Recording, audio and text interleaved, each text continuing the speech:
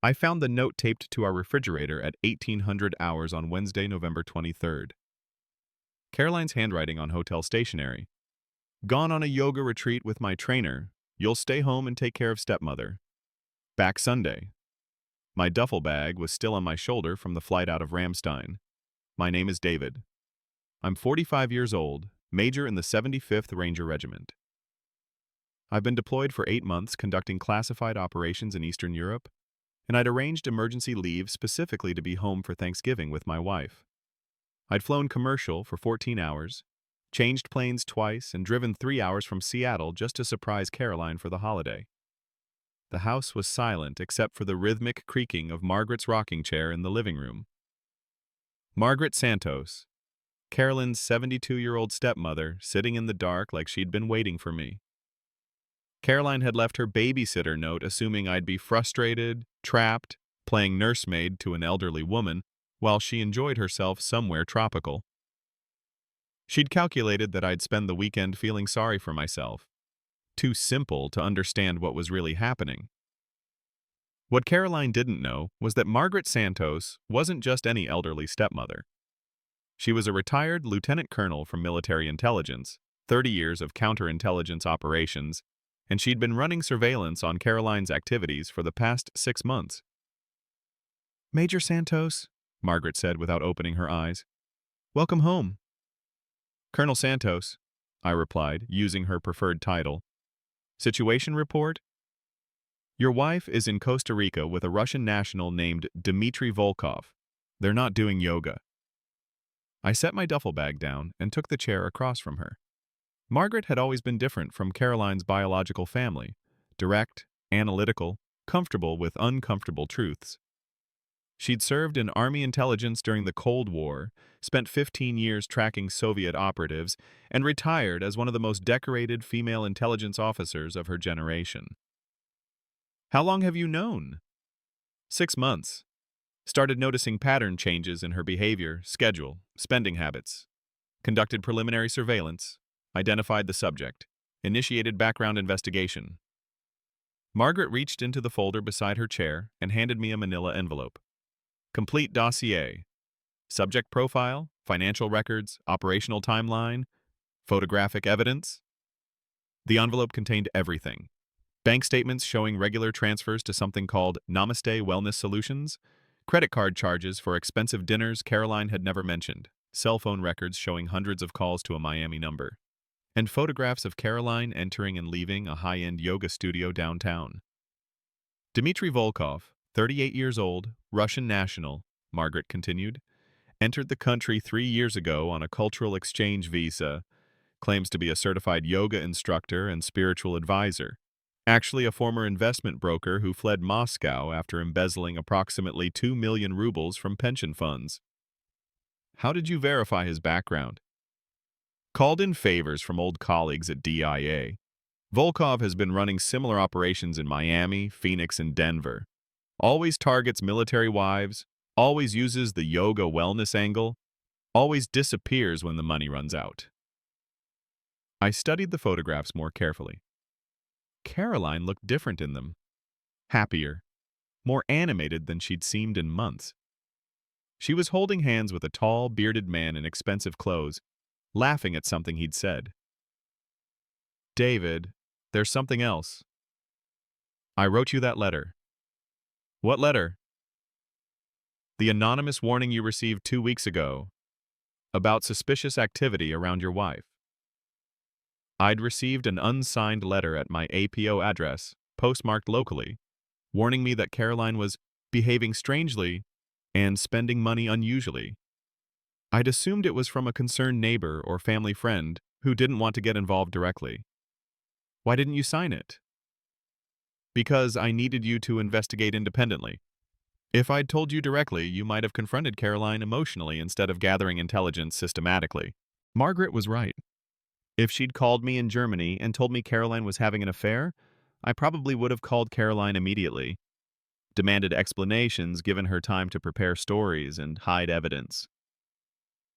"What's the current operational status?" "Caroline left yesterday morning on a flight to San Jose, Costa Rica. She told me she was attending a week-long yoga retreat at something called the Sacred Mountain Wellness Center. She paid $8,200 for the program using your joint credit card. $8,000 for a yoga retreat? The Sacred Mountain Wellness Center doesn't exist, David. I checked. The address she gave me is a luxury resort in Manuel Antonio. Private villas, couples packages, clothing optional beaches. I felt something cold settle in my stomach. $8,000 was more than I made in a month after taxes. Money I'd earned conducting dangerous operations in hostile territory while Caroline was unemployed, claiming she needed time to find herself after leaving her teaching job 2 years ago. Margaret, what's your assessment of the situation? Your wife has been systematically deceiving you for approximately 6 months.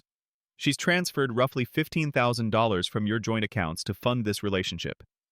Volkov has convinced her that you're a controlling, unenlightened military stereotype who doesn't understand her spiritual needs. Evidence? Margaret handed me another folder. Text message transcripts recovered from Caroline's laptop. She's been backing up her phone to the computer automatically. I read through conversations that made my chest tight.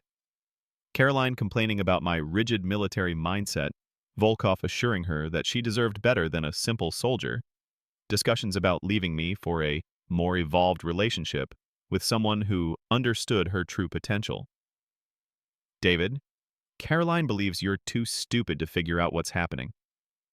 She thinks military personnel are intellectually limited, emotionally unavailable, and professionally irrelevant in civilian life. She said that? Text message from November 8th.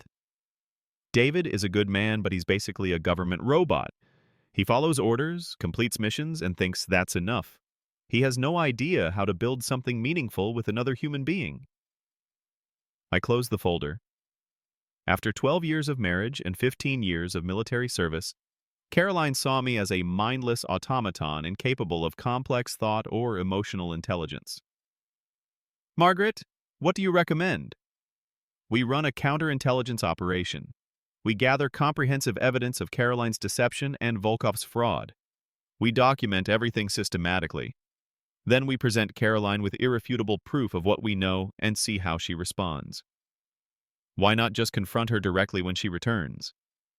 Because Caroline needs to understand that she severely underestimated both of us. She left you here assuming you'd be helpless and confused. She expected me to be a senile burden who couldn't contribute anything meaningful. Margaret smiled for the first time since I'd arrived. Caroline has no idea that she left a decorated intelligence officer alone with a special operations veteran for 4 days. She's about to discover that was a significant tactical error. Thursday morning, Margaret and I began what she codenamed Operation Clarity, a comprehensive intelligence gathering mission designed to document the full scope of Caroline's deception and Volkov's fraudulent activities. David, we're going to approach this like a military operation. Clear objectives, defined phases, systematic execution, documented results. Margaret had converted her bedroom into a temporary command center. She'd mapped out timelines on poster board, organized evidence in labeled folders, and established communication protocols for coordinating our investigation. Phase 1. Financial intelligence. We need complete documentation of every penny Caroline has transferred to Volkov or spent on their relationship. I spent the morning reviewing 18 months of bank statements, credit card records, and online transaction histories. Caroline had been careful, but not careful enough for someone with my training in operational security. The pattern was clear. Regular transfers of $500, $800 every 2 weeks to Namaste Wellness Solutions, always scheduled for days when I was deployed and couldn't monitor the accounts. Restaurant charges for expensive dinners I'd never attended, hotel bookings for wellness retreats that lasted exactly as long as my training exercises. Margaret, she spent $23,000 on this relationship. $23,000 of combat pay, while I was getting shot at in Eastern Europe. Phase 2. Communications intelligence. We need to understand how Volkov recruited Caroline and what promises he's made. Margaret had been quietly monitoring Caroline's computer activity for weeks, documenting her email correspondence and social media interactions. Caroline had been sloppy with digital security, using the same passwords for everything and automatically syncing all her devices. David, Volkov is a professional. He's not just some random yoga instructor who got lucky. He specifically targets military wives using sophisticated psychological manipulation. The email correspondence revealed Volkov's recruitment strategy in detail. He'd first contacted Caroline through Instagram, commenting on her posts about feeling unfulfilled and spiritually disconnected. He'd gradually introduced concepts about toxic masculine energy and military conditioning that prevented military spouses from achieving authentic self-expression. "Look at this message thread from 6 months ago," Margaret said.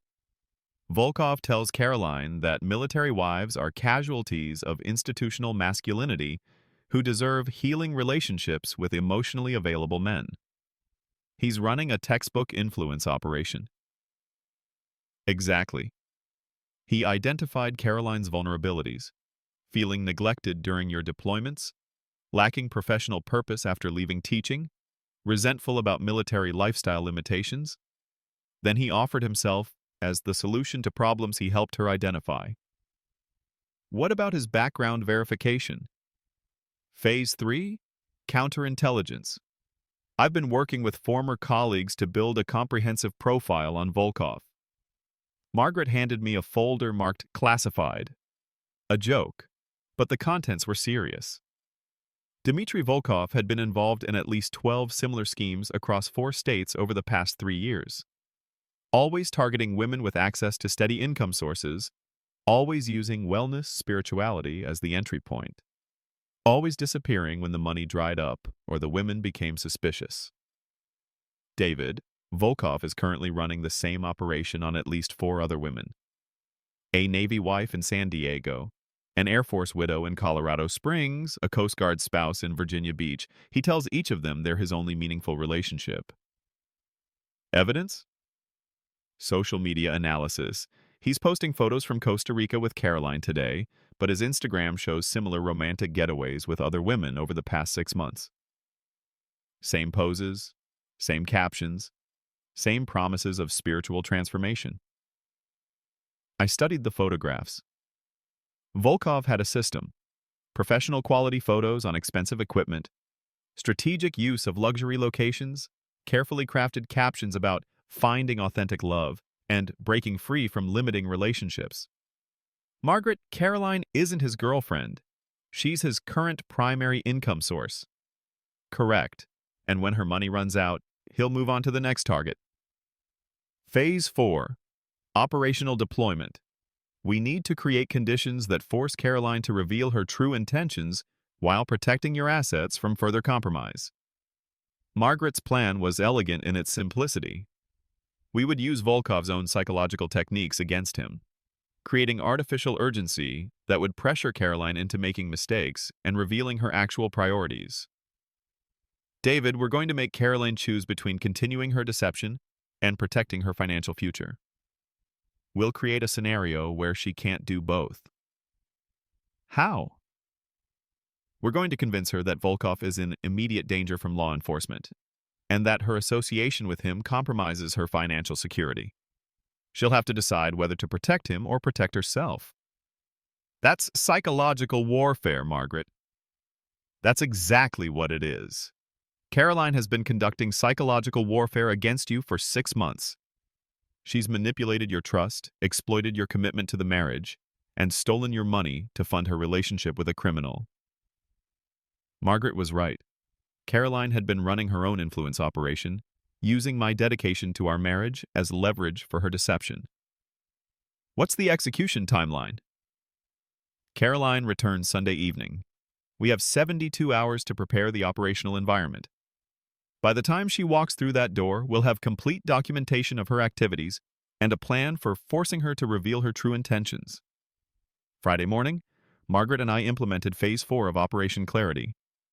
Using her intelligence contacts and my military network, we created a false but believable scenario designed to test Caroline's loyalties under pressure. David, I've arranged for a friend at IC to make some unofficial inquiries about Volkov's immigration status. Nothing official, just enough activity to create a paper trail that Caroline might discover. Won't that tip him off? That's the point. We want Volkov to know that someone is investigating him. Professional criminals always have escape plans, and we want him to activate his. Margaret had also arranged for a former colleague at the FBI to place a courtesy call to the Miami field office, asking about any ongoing investigations into wellness industry fraud. Again, nothing official, just enough bureaucratic activity to create the impression that law enforcement was closing in. The goal is to create artificial pressure that forces both Caroline and Volkov to make decisions under stress. People reveal their true priorities when they think they're running out of time. While Margaret managed the psychological pressure campaign, I focused on protecting our family's financial assets from further damage. David, you need to understand that Caroline will probably attempt to access your retirement accounts or request emergency funds when Volkov's situation becomes unstable. I spent Friday afternoon calling our bank, investment companies, and credit card issuers to implement security measures that would prevent Caroline from accessing funds without my explicit approval. Not freezing the accounts, that would alert her immediately, but requiring dual authorization for any transactions over $1,000. Sir, I'm implementing these security measures because I'm currently deployed overseas and want to protect against identity theft, I explained to each customer service representative. Technically true, since I was still on active duty status. By Friday evening, we'd created a controlled environment where Caroline's actions would reveal her actual priorities. She could continue funding Volkov's lifestyle, but only by taking financial risks that would expose her deception. She could protect herself financially, but only by abandoning Volkov when he needed her support most. Margaret, what's your prediction for Caroline's response? Caroline will try to have it both ways. She'll attempt to maintain her relationship with Volkov while protecting herself from financial and legal consequences. She'll lie to both of you, thinking she's smart enough to manage the situation. And when that doesn't work, she'll blame you. She'll claim that your military paranoia destroyed her chance at happiness. She'll position herself as the victim of your controlling behavior rather than taking responsibility for her own choices. Saturday morning, Margaret's psychological pressure campaign began producing results. Caroline called the house at 0800, claiming there was some kind of misunderstanding about her retreat and she needed to return home immediately. David, this is it. She's received word that Volkov is in trouble and she's trying to manage the situation without revealing what she knows. I answered the phone on the fourth ring. David, thank God you're there, Caroline said. I need to come home early. There's been some kind of problem with the retreat center, and I think someone is asking questions about the program. What kind of questions? I don't know exactly, but Dmitry seems worried about something. He says it might be better if I leave Costa Rica for a while. Who's Dmitry? Silence on the other end. Dmitry is... He's the program director, the head instructor. I thought you went with your trainer. I did. Dmitry is my trainer. Look, David, this is complicated, but I really need to come home. Can you pick me up at the airport tomorrow evening? Of course. What time does your flight arrive? I'll text you the details. And David, don't mention this conversation to Margaret. She gets worried about things she doesn't understand. After hanging up, I looked at Margaret. She's coming home tomorrow, and she specifically asked me not to tell you about Volkov being worried. Perfect. Caroline thinks she's managing the situation by controlling information flow. She doesn't realize we already know everything. What's our move when she arrives? We let her dig her own grave. We act normally, give her opportunities to tell the truth, and document every lie she tells. By Monday morning, we'll have complete evidence of her deception and her priorities. Sunday evening, I drove to Seattle-Tacoma International Airport to pick up Caroline from her yoga retreat. Margaret stayed home, maintaining our cover that she was just an elderly stepmother who needed supervision. Caroline emerged from the terminal looking tanned and relaxed, carrying a designer bag I didn't recognize and wearing clothes that were too expensive for a yoga retreat. She hugged me with the kind of forced enthusiasm that immediately felt artificial. David, I missed you so much. The retreat was amazing, but I'm glad to be home. How was the yoga? Transformative. Really life-changing. I learned so much about myself and what I need to be happy. During the drive home, Caroline talked continuously about the incredible spiritual growth she'd experienced, the amazing people she'd met, and the profound insights she'd gained about our relationship. Everything sounded rehearsed, like she'd practiced these conversations. David, one thing I realized is that we need to communicate better. I know I haven't been the best wife lately, and I want to work on that. What do you mean? I mean, I want us to be more honest with each other, more open about our needs and feelings. The irony was overwhelming. Carolyn was talking about honesty and communication while actively lying about spending 4 days with her lover in Costa Rica. When we arrived home, Margaret was in the kitchen preparing dinner, playing her role as the helpless elderly stepmother perfectly. Caroline, dear, how was your retreat? You look so refreshed. It was wonderful, Margaret. Very peaceful and restorative. What kind of yoga did you practice? Oh, different kinds. Hatha yoga, vinyasa, some meditation techniques. How interesting. I've always wanted to try yoga. What was your instructor's name? Caroline hesitated for just a moment. His name was David. David Martinez. Very experienced. I watched Margaret's face remain perfectly neutral while Caroline lied directly to her. Over dinner, Caroline continued building her false narrative about the retreat, describing meditation sessions that never happened, yoga classes with made-up names, and spiritual insights that sounded like they came from generic wellness websites. David, I know this might sound strange, but I feel like I understand myself better now. I understand what I need to be fulfilled in our marriage. What do you need? I need more independence, more trust, more space to grow as a person. What does that mean practically? It means not questioning every decision I make, not monitoring our finances like you're conducting a military operation, not treating me like I'm some kind of security threat. The accusation stung because it was exactly backwards. Caroline was a security threat to our marriage, our finances, and our family's future. But she was projecting her own deception onto me, making my diligence the problem rather than her dishonesty. After dinner, Caroline went upstairs to unpack while Margaret and I cleaned up in the kitchen. Assessment? I whispered. She's committed to maintaining the deception. Everything she said tonight was designed to establish plausible cover for future activities with Volkov. Evidence? The independent speech was preparation for requesting less oversight of her activities. The trust lecture was preemptive defense against your reasonable questions about her behavior. She's not planning to end the affair. She's planning to manage it better. What's our next move?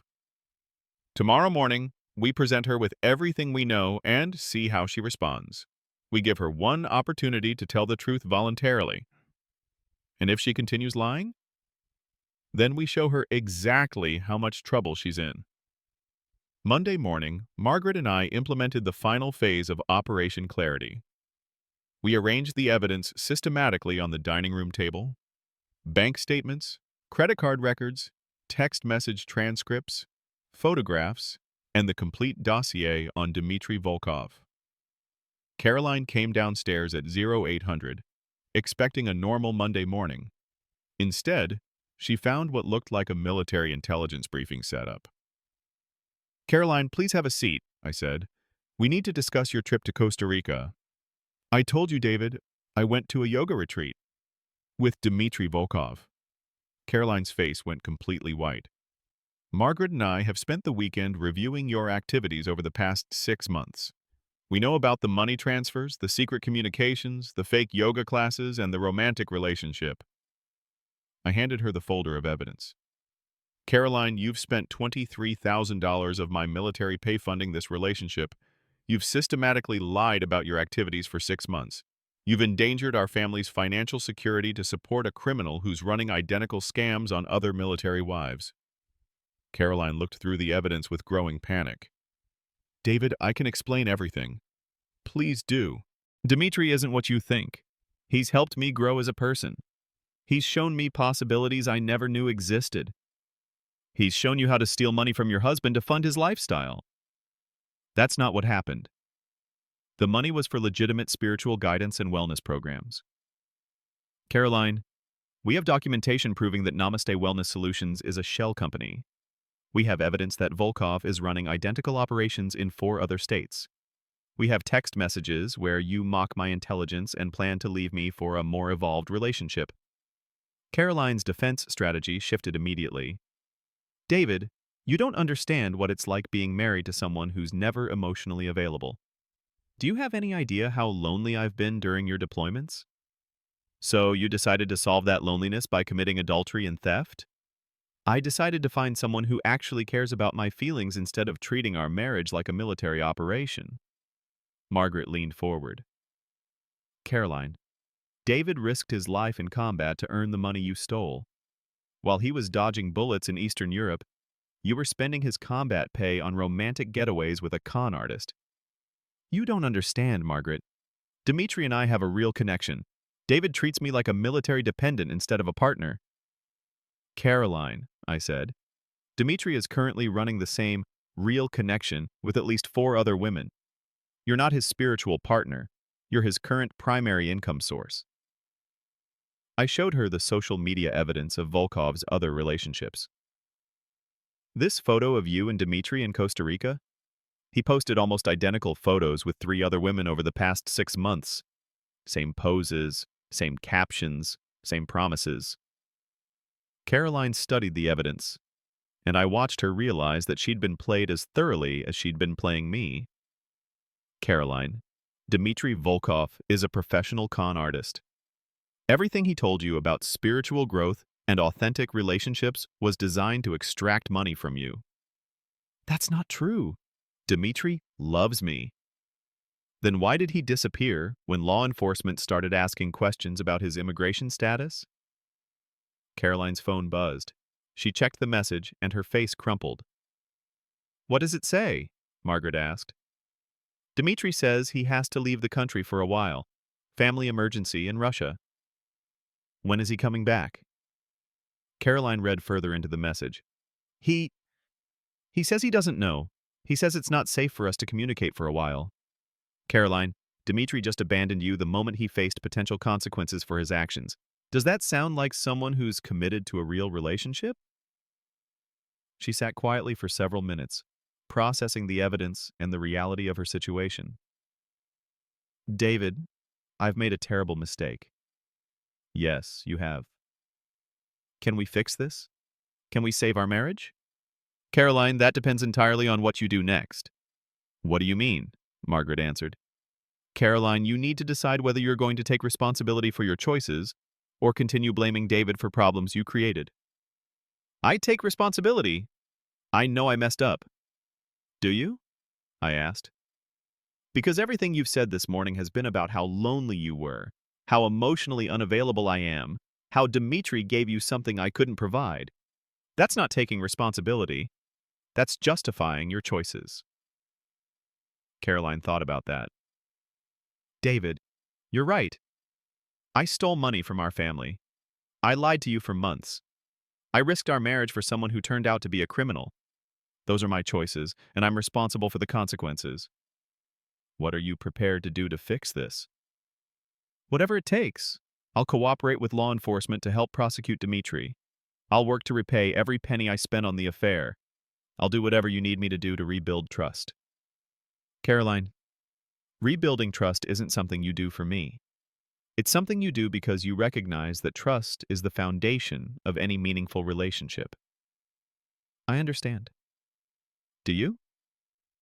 Because 6 months ago, you decided that lying was easier than communicating. You decided that stealing was simpler than discussing our financial priorities. You decided that adultery was preferable to working on our marriage. David, I was confused. Dmitri made me believe that you were the problem. Caroline, Dmitri didn't make you do anything. He offered you an easy solution to complex problems, and you chose to take it instead of doing the hard work of being married to someone who's deployed frequently. Margaret stood up. Caroline, I'm going to leave you two alone to discuss your marriage, but I want you to understand something. David came home early from a combat deployment specifically to spend Thanksgiving with you. While you were in Costa Rica with your lover, he was here worrying about your safety and planning ways to improve your relationship. After Margaret left, Caroline and I sat in silence for a long time. David, how do we move forward from this? I don't know if we do, Caroline. You didn't just cheat on me. You fundamentally misunderstood who I am and what I'm capable of. What do you mean? You spent 6 months thinking I was too stupid to notice your affair. You assumed I was too emotionally limited to understand what you needed. You believed I was too professionally irrelevant to provide anything meaningful in our relationship. David, I don't think those things about you. Caroline, we have text messages where you call me a government robot who has no idea how to build something meaningful with another human being. She closed her eyes. Caroline, the most insulting part isn't that you cheated. It's that you thought I was too incompetent to figure it out. You left me here with Margaret, assuming we'd both be helpless and confused while you managed your double life. I was wrong about everything. You were wrong about me, you were wrong about Margaret, and you were wrong about Dimitri. That's not a few mistakes. That's complete failure of judgment about the three most important people in your situation. David, what do I do now? Now you figure out how to be the kind of person who's worth staying married to. You figure out how to contribute something positive to this relationship instead of just taking what you need from it. How do I do that? Caroline, I can't teach you how to be a good partner. That's something you have to figure out yourself. 3 months later, Caroline and I were sitting in our attorney's office, signing divorce papers. She'd tried to rebuild trust, but her efforts felt performative rather than genuine. Every conversation about our relationship turned into a discussion of my emotional limitations or the challenges of military life. Caroline couldn't accept that the problem hadn't been my deployment schedule or military mindset. The problem had been her willingness to choose deception over communication, theft over honesty, and a con artist over her husband. David, I still think we could have worked things out if you'd been more open to couples counseling. Caroline, we tried counseling. You spent 3 sessions explaining to the therapist why my military career made me emotionally unavailable. Because it's true. Caroline, I organized a complex counterintelligence operation to protect our family's assets and document your affair. That's not emotional unavailability, that's love expressed through competence. The asset division was straightforward. Caroline received enough money to restart her life, but she didn't get rewarded for attempting to defraud our marriage. The $23,000 she'd spent on Dimitri was classified as marital misconduct, reducing her share of our joint assets. Dmitry Volkov had been arrested in Mexico City, attempting to enter the country on forged documents. He was extradited to face charges of wire fraud, immigration violations, and running organized schemes targeting military families. Caroline's cooperation with federal prosecutors helped convict him and recover money for other victims. 6 months after the divorce, I received a letter from Caroline. She was living in Portland, working as a substitute teacher, and attending therapy to understand why she'd made such destructive choices. David, I want you to know that I finally understand what I lost. You weren't emotionally unavailable. You were emotionally reliable. You weren't controlling. You were competent. I mistook your steadiness for limitation and your dedication for weakness. She was right, but understanding came too late to save our marriage. Margaret moved into a senior living community near my base where she volunteered teaching counterintelligence techniques to young military spouses. These women need to understand how predators target military families, she told me. Education is the best defense. Margaret and I remained close friends. She'd taught me that competence is its own form of love and that protecting people sometimes requires letting them face consequences for their choices. A year later, I was promoted to lieutenant colonel and assigned to lead a new program training military personnel in advanced surveillance techniques. The skills I'd developed during Operation Clarity, systematic intelligence gathering, psychological analysis, operational planning under pressure, had proven valuable for official military applications. During the promotion ceremony, Margaret sat in the front row, wearing her old military dress uniform. Afterward, she pulled me aside. "David, you know what I'm most proud of?" "What's that, Colonel?" Caroline thought she'd left a simple soldier alone with a helpless old woman. Instead, she gave two experienced intelligence professionals 4 days to plan her downfall. Margaret smiled. "Never underestimate quiet competence, David. It's the most powerful force in the world." She was right. Caroline had spent months underestimating my intelligence, my capabilities, and my dedication to protecting our family. She'd assumed that Margaret was a burden rather than an asset. The most dangerous thing you can do to people who've spent decades building expertise is assume they're too simple to understand what you're really doing. Sometimes, the best response to betrayal isn't emotional confrontation. It's professional excellence applied with surgical precision. Sometimes, the most devastating thing you can say to someone who's underestimated you is absolutely nothing at all. You just execute the mission and let the results speak for themselves. Subscribe if you agree.